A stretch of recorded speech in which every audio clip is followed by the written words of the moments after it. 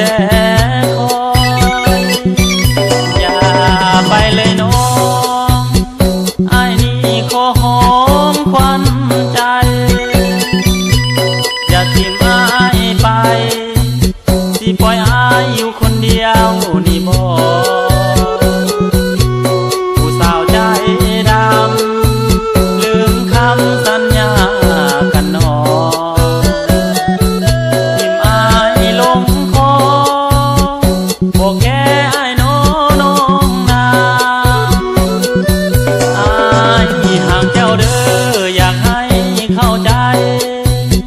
ถ้าหากเข้าป่าน้องไปให้หูไว้ว่ายังมีอายอดีตหากเขายังมีชาตินี้สิจำจนตาย